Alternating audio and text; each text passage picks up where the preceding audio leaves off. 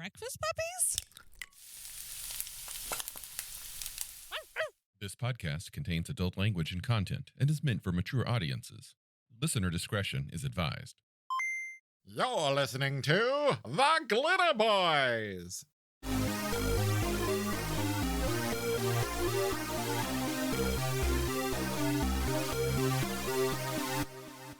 NPC, have you recovered from Wagoncon yet? You know, it's been a couple weeks now. I have. Yeah. What about you? Yes. Although I didn't have to recover much from Wagoncon because Wagoncon was my recovery. So, Wagoncon, folks, is the best damn convention here in the Pacific Northwest, or in the Columbia Gorge, at least. It is our adopted home convention, despite both of us being residents of the Portland metro area, which has other conventions available. Wagoncon in the Dalles is where we prefer to sit and game with random strangers who very quickly become family. Exactly. Yeah. It definitely, at this point, definitely has this feel of combination family reunion / getting the band back together. Yeah, it does. Every time I go there, I see fewer and fewer people I don't know. Yes. And, you know, there's always a few new people come in, but it really does feel like 100+ person family reunion, like a like a big Greek wedding. So this year was fascinating in that I think I spent more time hanging around the registration desk.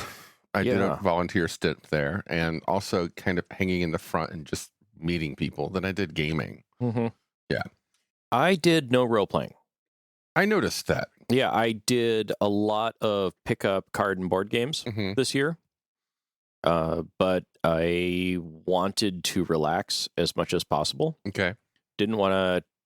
And this is unfair because it's been the best the sound has ever been at Wagoncon. Yeah. As far as echo and all of that. I mean, as anybody who's been to a con, whenever you have a bunch of different gaming tables in one big room, there's a certain amount of echo no matter how much noise abatement they have.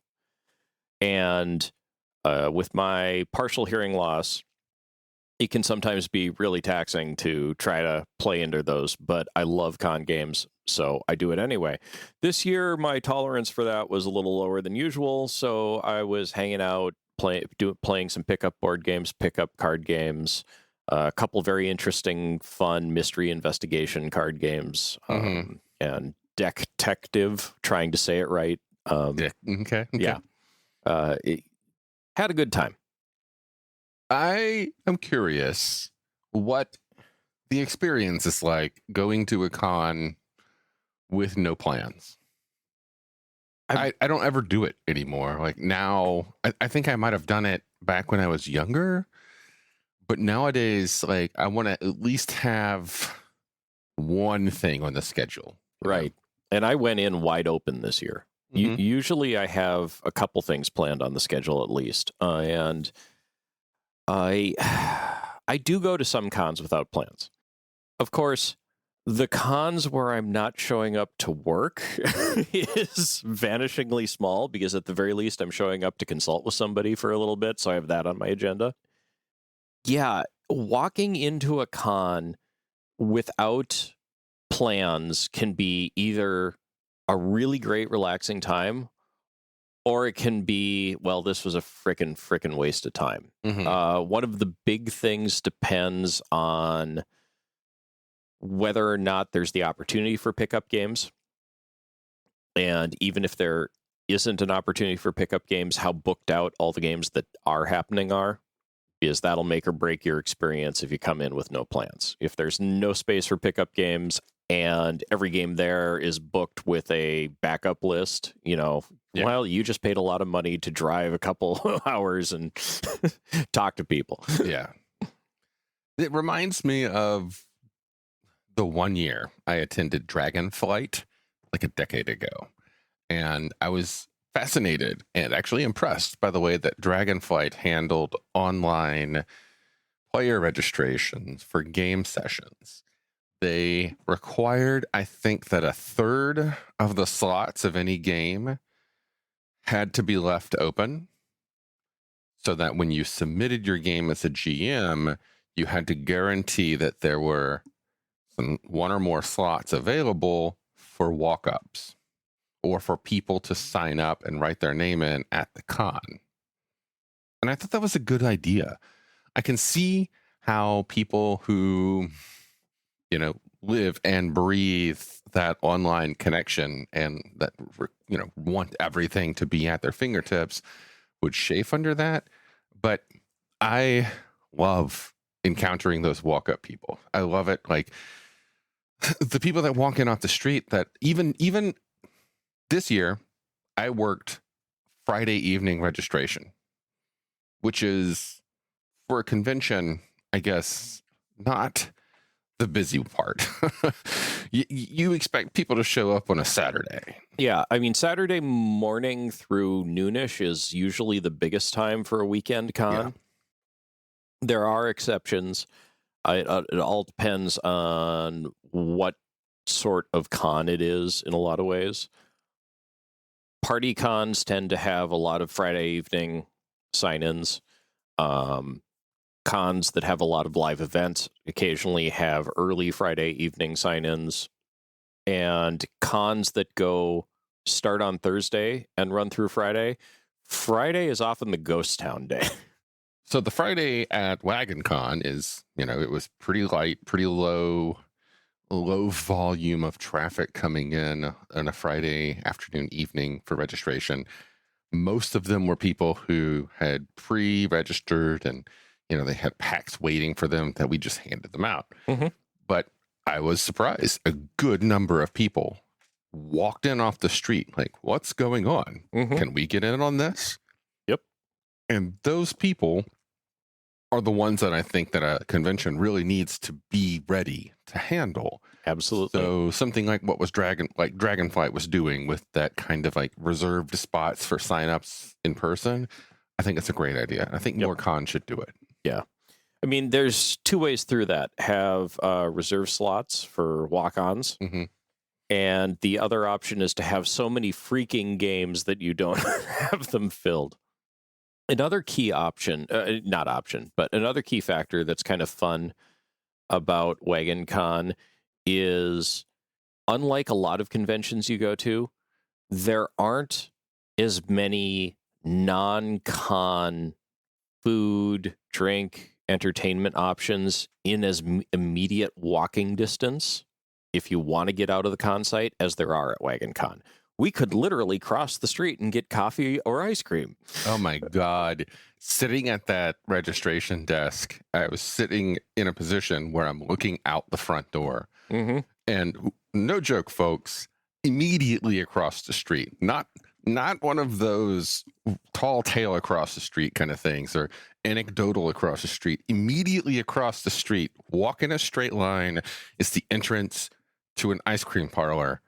And half of their ice cream is homemade and the other half is Tillamook, which, I'm sorry, might as well be homemade because it's goddamn delicious. And I ate so much ice cream that week. I wanted to ask you, because I swear I saw you eating ice cream at least every single day. Every day I had at least one serving of the ice creams. Yes. You dairy people. They also had... And their sorbet was amazing. And by the end, that's all I was eating there. Yeah. I think I might have had more sorbet than ice cream this time. And it was really good. You're right. And I am horribly picky about sorbet. Yeah. I was really impressed because it wasn't overly sweet. We should just stop talking about Wagoncon and just start talking about this ice cream shop. No, okay. It's over the last few years, it is actually one of the things that I look forward to ever since they opened. And this year was the first year that they pushed their hours up so that they would be open during that precious 2 p.m. or 1 p.m. to 2 p.m. time slot between games. Perfect. It was wonderful. So I talked a little bit about what I played. What did you end up playing, all told? All right. I only signed up to run 2 games. And Saturday morning and Sunday morning slots, I ran the 2D20 system, new Dreams and Machines setting, which is like 2D20 light with a setting that is not actually, but is very heavily focused or inspired by the Horizon video games. Mm. What did I play in, though? I know you got a Morkborg spinoff. I signed up to play 2 games, ended up having to cancel out of one of them, and that was the Saturday game. And then the Sunday afternoon game I played, which was Pirate Borg. Pirate Borg, that was it. Which I got to play with Boner Man, Aaron Bowman, one of the finest human beings you'll ever meet. And I don't think we'd ever actually played as players in a game together. I think I had played under him, but I think more often he'd played with me as a GM. But this was the first time that we were both players. And I wasn't expecting the game to be so minis heavy. Mm-hmm. It was 100% just from the beginning to end a mini skirmish, which is not normally my jam, but it was so simple. And I didn't have to worry about much of anything. I just went with it. And apparently, I had really good ideas because the GM just kept rolling with the crazy ass shit that I was saying. And it was, maybe I'll tell the story later in one of those side stories, but I think it's one of my favorite moments of gaming from my life. It was great. So, explain how you betrayed all of our loyal listeners and neither played in nor ran a Palladium game this year.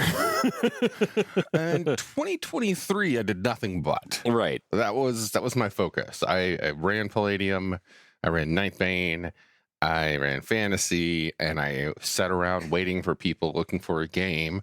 Be like, I've got these. Mm-hmm. This year I decided to go in a different direction and just try some new things. Yeah. That is one of the approaches I often take for cons. I usually go in with something that I'm test writing and give it its first trial under live fire. I've usually done some pre-testing with smaller groups, but it's like, can it handle a con? First of all, the adventure has to be one that's good for a con, and then if that's the target, can it survive a con? That is 100% why I chose the games that I ran, because I wanted to test them out before bringing them to a campaign. Right. Then the other thing I do is to literally shop around. And when I say shop around, I don't mean just games I haven't played before, but if I'm hanging at a con and I'm talking to a game master who has some interesting theories or insights or something, I'll hop on their table to see how they run a game, because I'm always looking at how to up my own GM game. Yeah. I enjoyed the little bit that I got to chat with that guy who was running his homebrew game. Mm-hmm. And he was like right there at the door. Oh, the guy who I was telling you about with the star maps? Well, he was very specifically, in his game at least, using maps from a company called 0 Hour, like the number 0 -HR. And oh my God, the guy, Ryan Wolf. Ryan Wolf is the name of the guy who is 0 Hour Productions. And he just cranks out starship designs and floor plans. He just cranks them out. Like, we're talking 3 to 5 Kickstarters a year that he cranks out, and he delivers them. And they're on time, and they're excellent. And like, he has a system, and he just keeps cranking this shit out, and it's so good. And I buy every single one of them. Like, under on the table in front of us, underneath the battle mat that we have, it's just a stack of the 0 Hour posters. Yes. You may have a problem. They're wonderful. Jacob, I think I have used one in almost every game you've played in under me that has involved space. Yes. Yes. At least one. In at least one game I can think of. Yeah. At one point, you had 2 different maps out simultaneously. Yep. So that was what we started talking about initially, because it was like, I see you are a fan of fine maps. Yeah. Yeah, and there were more. He was doing his homebrew system. There was a couple other people doing their homebrew system, and I almost feel it was inappropriate to call all three of the homebrew systems I saw there truly homebrew, because they were all moving towards publication. And so it's not the classic homebrew, you make it so you can screw around with your friends at home. And so they were coming out and giving them trials and test runs and asking for feedback, and it was great to see. I got some great conversations out of it. But yeah, no, Wagoncon, excellent. So from Wagoncon, I would say my 3 biggest on my mind takeaways. There were a lot of takeaways. I had a great time.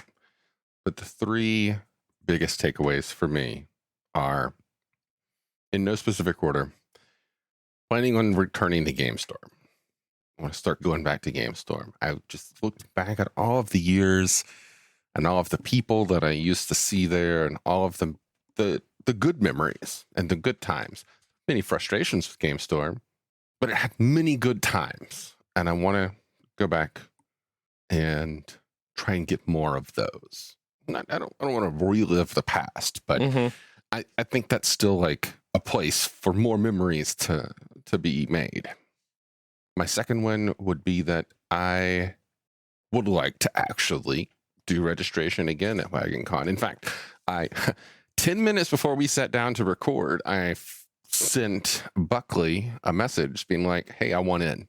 And they have volunteers and such, and I guess, you get out of it what you put in. But it would be, I really enjoyed being involved in it. I'd like to take a more active role than just talking about it on a podcast. Yeah, absolutely. And the third, thanks to nagging, growing thoughts that I'd been having for a while now, and a catalyst, the ultimate final, feather dropping upon the load of building up weight. Sounds a lot more ominous than it really is. But Aaron, the day one of the con, he gifted me a set of dice. They were Warhammer Fantasy Roleplay 3rd Edition dice. The funky, weird dice from which the Star Wars dice came, and then Genesis later. But the Warhammer Fantasy 3rd Edition dice, which are the dice that Hammercrawl is based on. And he's like, every time I see them, I get them, and I save them for you. So he gave me some. And that was what I needed. That was that final bit that I want to bring Hammercrawl back.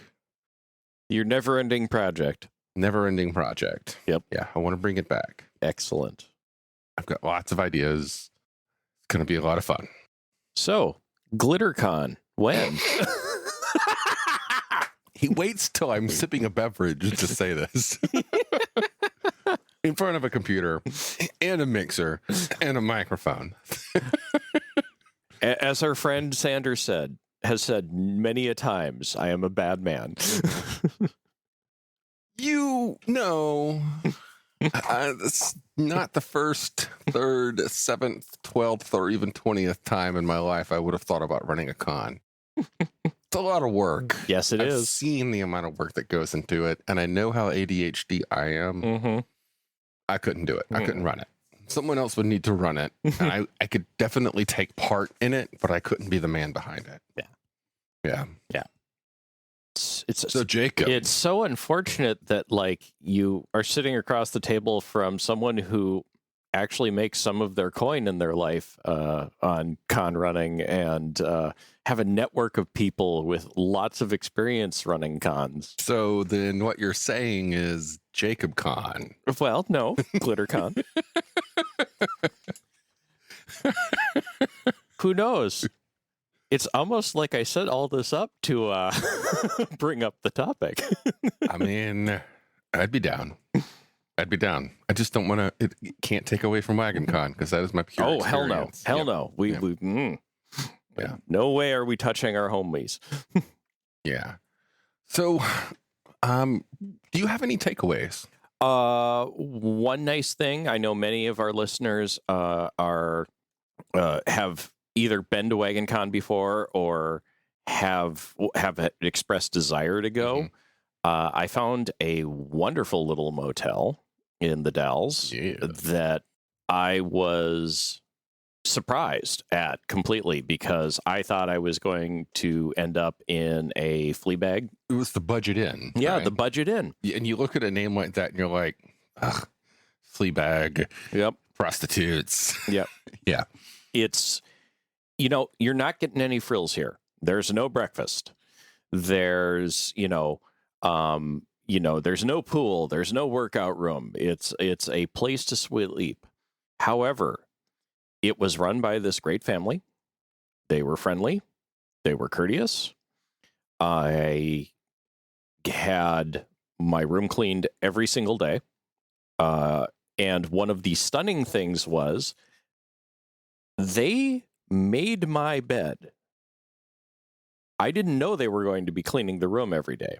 They made my bed and put everything that had been on my bed back onto my bed to within 2 or 3 inches of where it had been. Wow. There was a larger than usual refrigerator. There was a microwave. There was a combination coffee pot toaster oven. What the fuck? Yeah. Okay. I had a middle of the night French bread pizza more than once. Damn. Yeah. Okay. So I stayed at the Dalles Inn, and I said this to myself last year. Last year at Wagoncon, I said, this is the last time I'm staying at the Dalles Inn. And this year, when we were looking for a room, Airbnb has gotten redonkulous. It's so bad. And all of the hidden fees and all of everything, that Airbnb is just no longer viable. It's no longer, for me, in the places that I want to go, a viable alternative to a hotel. But I saw the other listings in the area, and I was like, this is too far away. This is in Hood River, and this is called Budget Inn. Fuck no.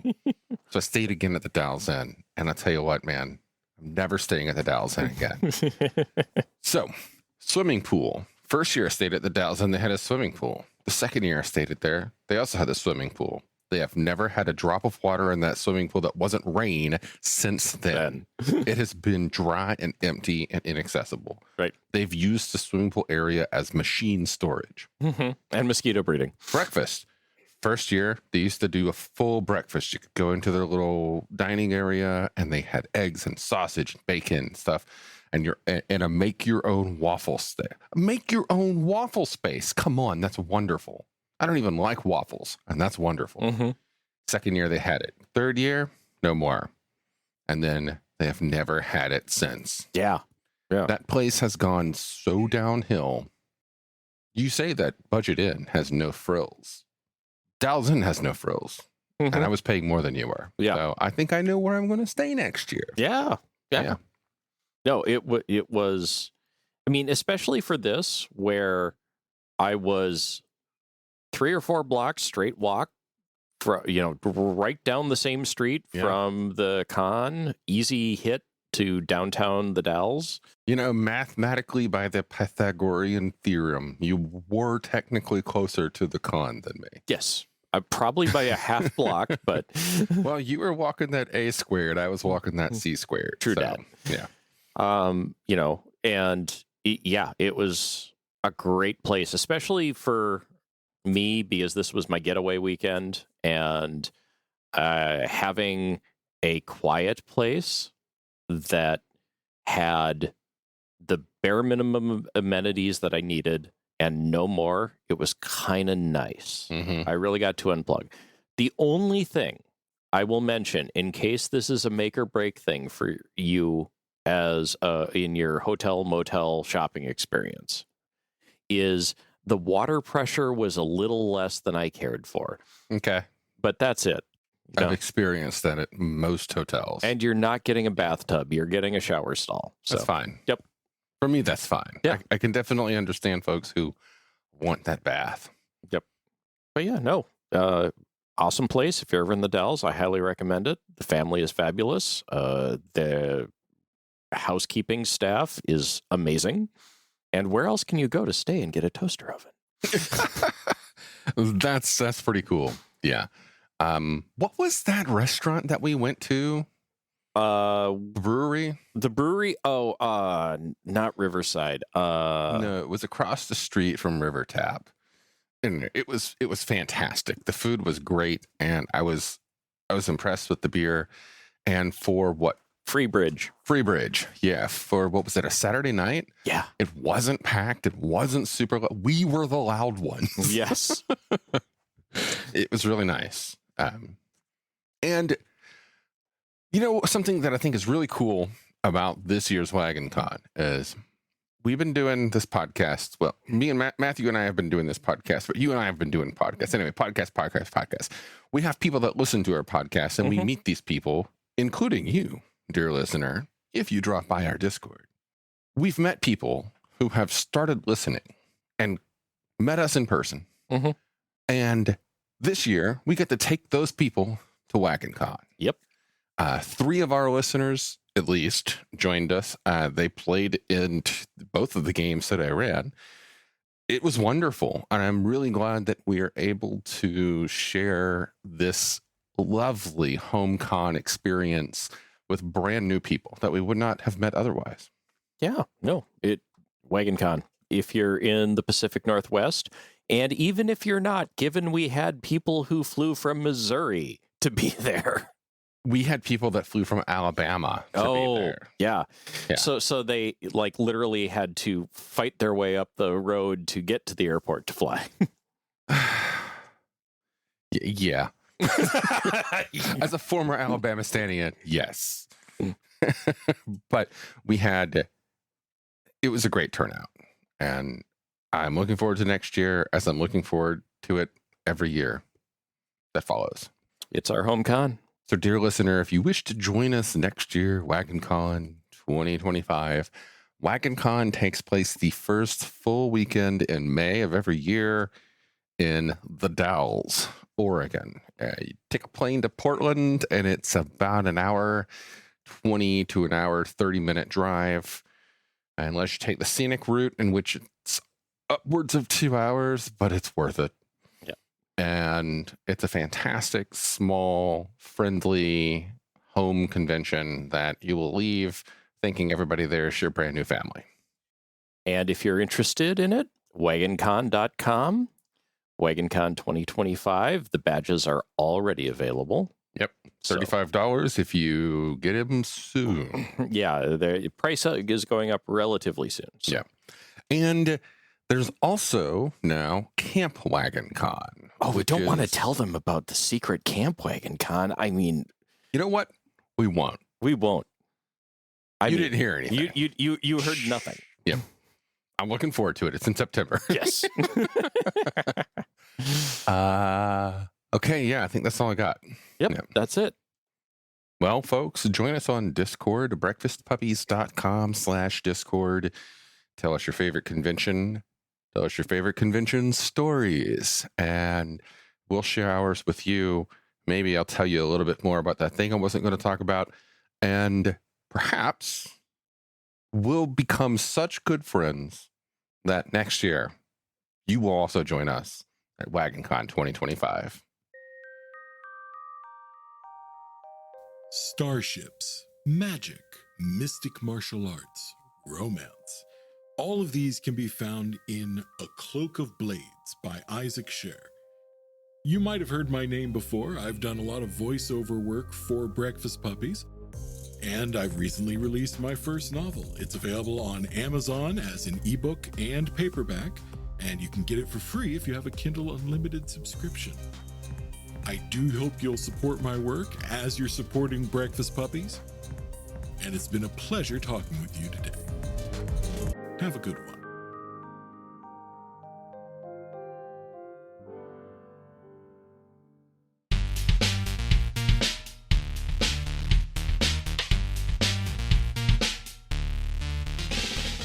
You've been listening to The Glitterbois, a Palladium Books fan podcast. Glitterbois, Rifts, the Megaverse, and all other such topics are the property of Kevin Siembieda and Palladium Books. Please buy all their stuff and help keep them in print and making more games. You can order directly at palladiumbooks.com, and their entire catalog is available digitally at Drive-Thru RPG as well. Our opening music is 8-Bit Bass and Lead by Furby Guy from freesound.org.